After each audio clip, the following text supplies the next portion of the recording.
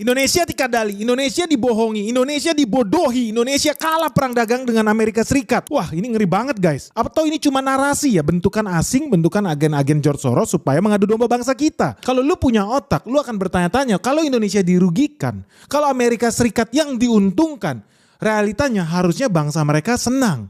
Ya dong, tapi faktanya teman-teman tahu, kalau orang punya otak pasti tahu Amerika Serikat itu yang dirugikan dan Indonesia yang diuntungkan oleh perang dagang ini.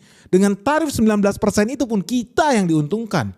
Kok bisa? Kalau lu penasaran kita langsung lihat aja, apa sih pernyataan sikap rakyat Amerika Serikat yang punya otak tentunya terkait perang dagang ini. Sebetulnya yang menang Indonesia apa Amerika? Dibanding lu bego dan lu asik aja kebawa narasi-narasi bentukan pengadu domba bangsa. Coba kita lihat realitanya seperti apa. Makanya lu jangan skip video ini. Langsung kita lihat orang bule itu punya pandangan apa sih? Let's check this out. Jadi di sini ada orang bule ya. Orang bule ini orang Amerika Serikat. Jadi dia bikin review tentang dealnya tarif perang dagang Indonesia Amerika Serikat. Nah ini menarik nih karena kita dapat kiriman video ini, gue kaget juga ketika lihat ini. Oh, gue kira Amerika Serikat itu blow on semua ya rakyatnya ya. Ternyata ada juga yang punya otak guys. Dan mereka tahu sebetulnya Donald Trump itu kena tipu sama Indonesia. Menarik nih, yuk kita lihat.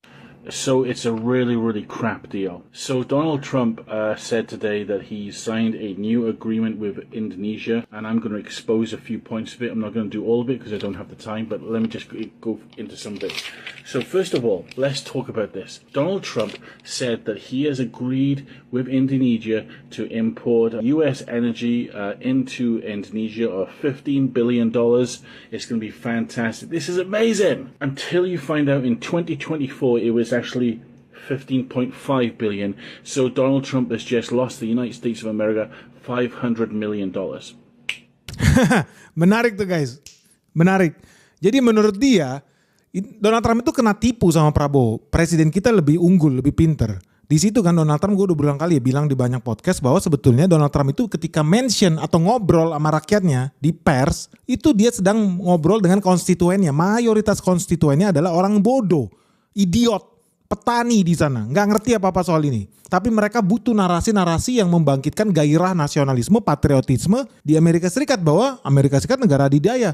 Negara Amerika Serikat berhasil menginjak-injak negara lain, negara Indonesia. Negara Amerika Serikat berhasil menang perang dagang lawan Indonesia. Faktanya tidak. Dia bilang gini, Donald Trump kan bilang, kita berhasil loh menginjak-injak Indonesia. Indonesia wajib impor energi dari Amerika Serikat nilainya 15 miliar dolar. Nah, menurut hasil riset dia, di sini Donald Trump itu bilang Amerika Serikat diuntungkan. Tidak betul. Karena sebetulnya negara kita memang hobi barang impor. Dan tahun lalu aja menurut orang ini, Indonesia itu impor energi dari Amerika Serikat senilai 15,5 miliar dolar. Yang artinya ada nggak ada perang dagang dengan Donald Trump? Berulang kali gue udah bilang, Indonesia memang impor dari sana. Malah sekarang Amerika Serikat jadi rugi. Karena tahun lalu sebetulnya Indonesia impornya 15,5 miliar dolar.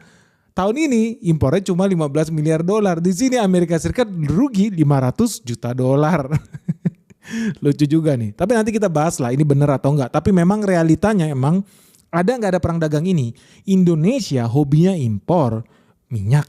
Impor minyak dari Timur Tengah, impor minyak dari Amerika, impor minyak dari Amerika Serikat. Gas LPG itu juga kita impor.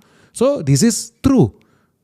Padahal ketika di Indonesia orang udah kepanasan, wah Indonesia jadi budak Amerika Serikat. Enggak, ini orang Amerika Serikat sendiri loh yang udah bikin pernyataan.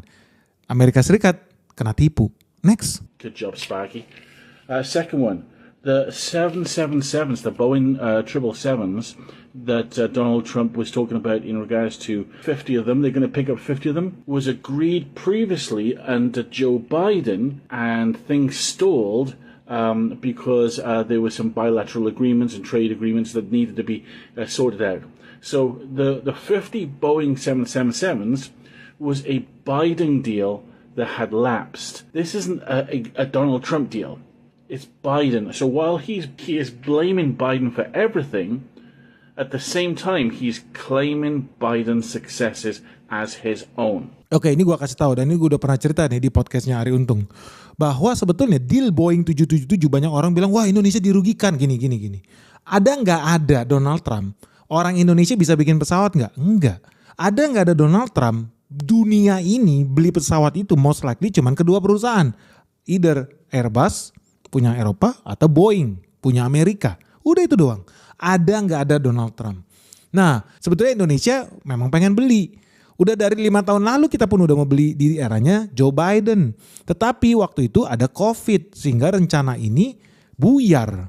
So kalau dibilang ini adalah keberhasilan Donald Trump, berhasil meningkatkan order pesanan ke pabrik Boeing, enggak. Deal ini udah terjadi sebelum Donald Trump naik jadi presiden. So rakyat Amerika lagi-lagi kena tipu nih sama Donald Trump. Seolah-olah Donald Trump bawa mereka menang perang dagang sama kita. Sebenarnya enggak. Dan satu yang gue mau kasih tahu nih buat teman-teman ya. Lu jangan bodoh. Lu harus pikir gini. Yang impor itu semua sebetulnya siapa sih? Perusahaan atau negara? Sebetulnya yang impor adalah perusahaan. Nah lu kalau punya mindset Indonesia ini, banyak gak perusahaan kendaraan ada? Rental mobil, ada taksi, ada truk, kapal segala macam ya. Jadi at the end of the day yang akan impor itu bisa jadi swasta loh. Seperti Lion Air. Atau bisa jadi perusahaan juga. Garuda Indonesia, itu semuanya perusahaan, bukan negara yang akan belanja itu. Tapi ada nggak ada Donald Trump, kalau lu pengusaha bus, kalau lu pengusaha truk, kalau lu pengusaha kapal, logikanya lu setiap tahun itu ada peremajaan.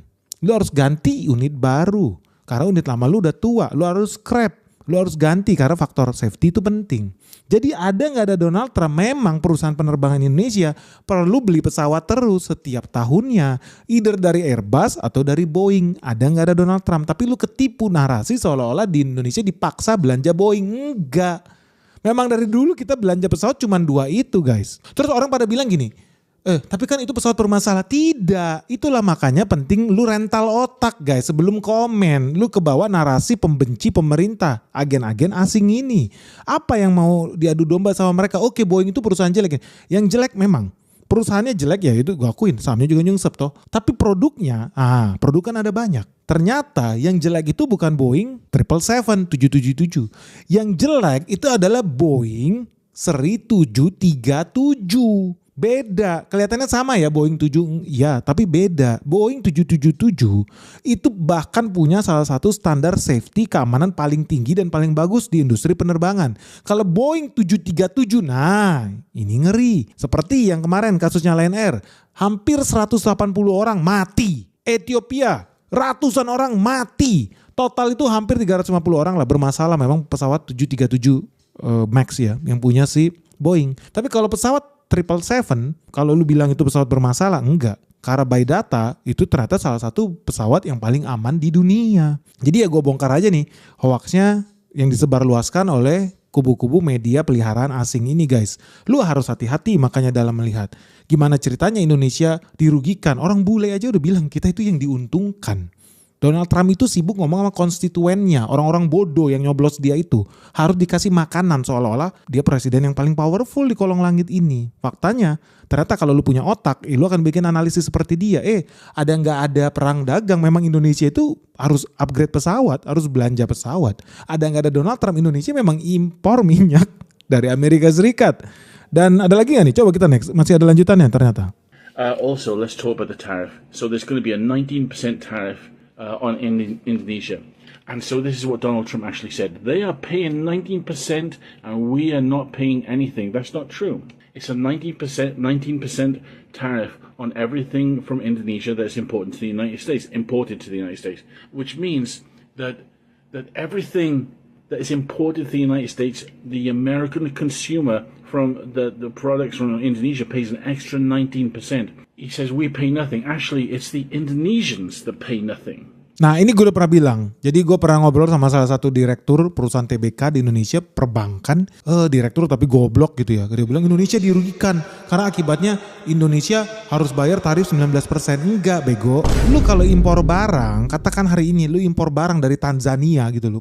Nah bea masuk 10%. Lu impor 1 juta, berarti di pelabuhan lu bayar cukai, bea impor, bea masuk, whatever, lu akan bayar ekstra 100.000. Jadi bayar 1 juta 100.000.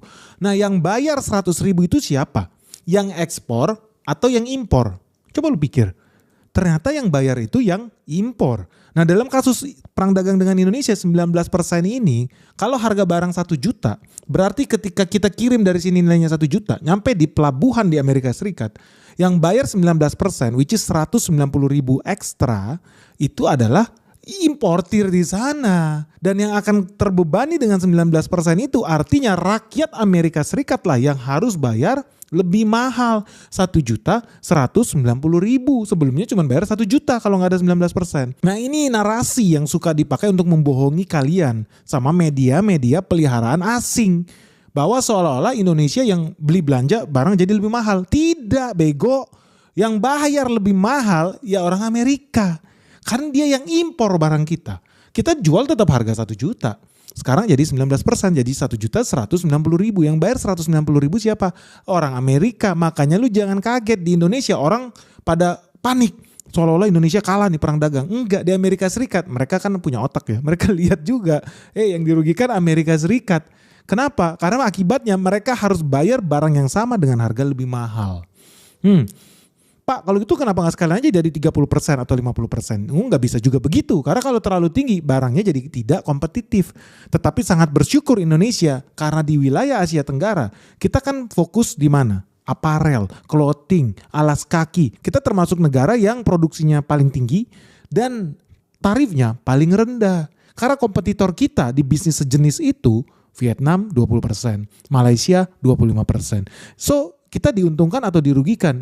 Ini sebetulnya kalau orang yang punya otak, dia akan lihat bahwa tarif 19% itu tidak merugikan Indonesia, tapi merugikan rakyat Amerika sendiri. Next. Access to the Indonesian market of over 280 million people. In addition, Indonesia will pay the United States a 19% tariff on all goods they export to us, which means we will be paying that extra 19%, while U.S. exports to Indonesia are to be tariff and non-tariff barrier free. Isn't that a great deal?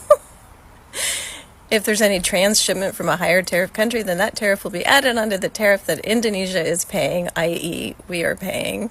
Thank you to the people of Indonesia for your friendship and commitment to balancing our trade deficit. We will keep delivering for the American people and the people of Indonesia.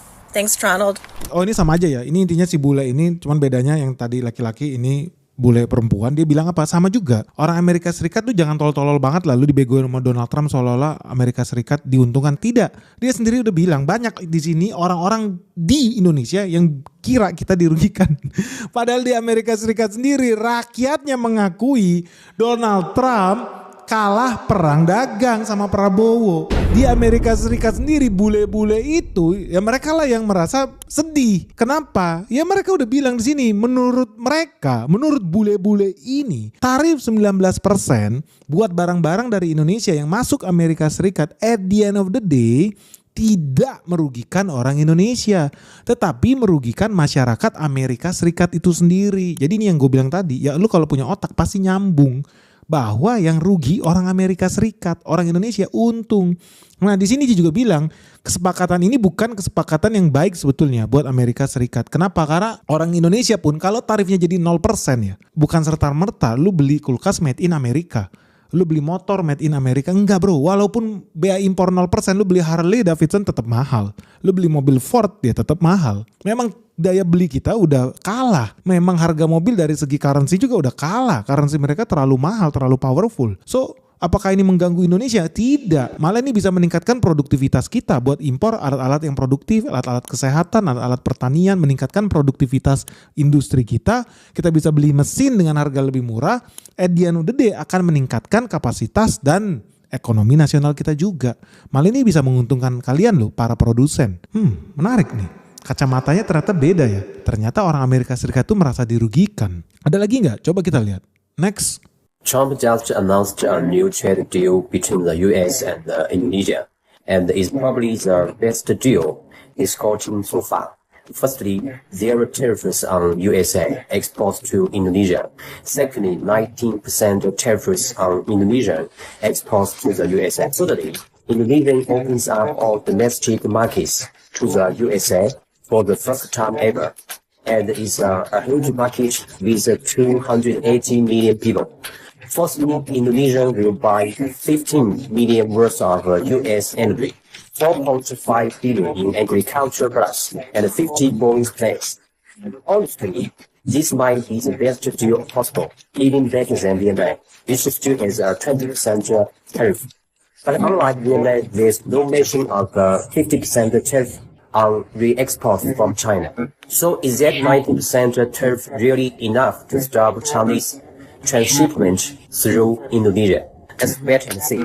Ini video dari orang Vietnam guys. Jadi lagi-lagi bukan gue yang ngomong, tapi rakyat mereka sendiri terkencing-kencing ketakutan karena menurut mereka kesepakatan tarif sebesar 19% ya buat Indonesia itu. Ini kesepakatan yang sangat bagus, ini adalah best deal, bahkan lebih baik daripada tarifnya Vietnam yang 20%. Jadi mereka sendiri panik. Mereka sendiri mengakui Indonesia itu dapat deal yang jauh lebih bagus dibandingkan rakyat Vietnam. Dan rakyat Vietnam juga semakin menangis. Kenapa?